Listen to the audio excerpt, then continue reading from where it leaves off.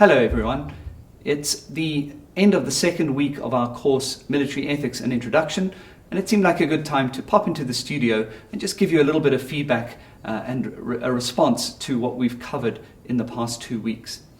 First off, I just want to say thank you for the great quality of the discussions, the respectful tone of the discussions. That's been really encouraging, and I think it's added enormously to the value of the course, and I encourage you to keep that up. That's been fantastic.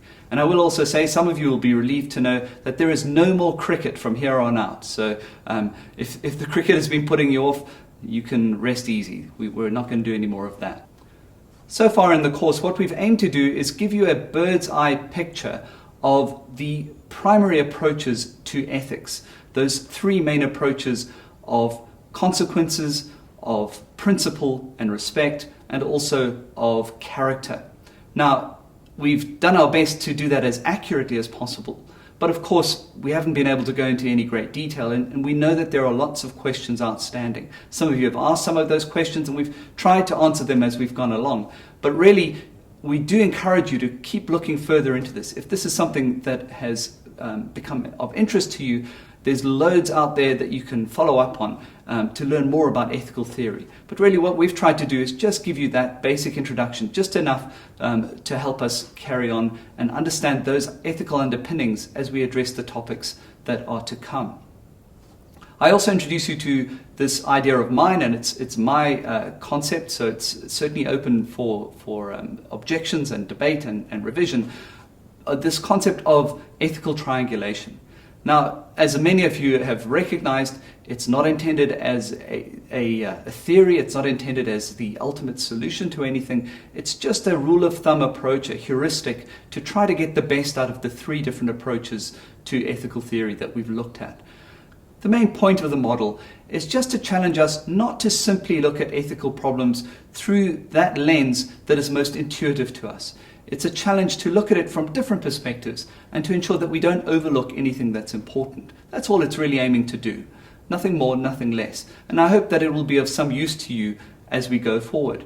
Also keep in mind that it's really aimed at thinking about dilemmas. Most of the ethical challenges that we are going to face in life, whether we're military and it's on the battlefield or just in ordinary life, are not those kinds of things. They're more the test of integrity.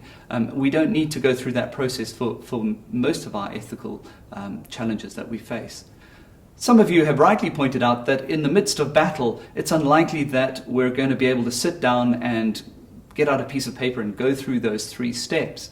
But keep in mind that a lot of ethical decision making in the military context isn't under quite that time pressure. But also, what we're trying to do, something we're encouraging our students here and whenever we get an opportunity beyond that, is to encourage military personnel to practice this procedure so that it becomes a bit like a battle drill, something that becomes almost automatic, and that will speed that up and enable you to go through those steps efficiently and quickly, and make sure, at least on a kind of quick glance, that you don't overlook anything that's really important. A point about the case studies that we have used and will continue to use. I've been a bit constrained on the case studies that I could choose, mainly because I had to be able to get there.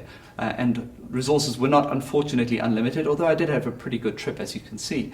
So I've chosen case studies in part by their accessibility, but I've also tried to choose case studies that are as uncontroversial as possible. Mainly because I don't want us to get sidetracked into discussions about the study itself or the case itself, but rather I want it to be just a means to focus us in on the concept. Having said that, there are really no completely uncontroversial case studies, and there will be people who will watch some of them and may be offended that I've chosen that one, may feel that I've got it wrong. Now, I want to say that there are no military forces that have unblemished military records. And so we need to have a strong dose of humility as we think about these things. And again, try not to be too sidetracked by the specific cases. Think about it as a way to look at the principles that we're trying to examine, or the concepts we're trying to examine, because that's really what I want us to focus on. That's what's going to be useful to us as we go on and try to apply these ideas to more controversial and more difficult case studies. All right, that's about all I wanted to say for these first 2 weeks. Many of you will be glad that we have now left behind the general ethics part, and we're now going to start to focus on the military side of the course. And what we're going to do in the next week, in week 3, is start to look at ethics within the military profession. And those of you who are particularly interested in that question of whistleblowing will be pleased that that's a topic we're going to cover in week 3. So without any further ado, on to week 3.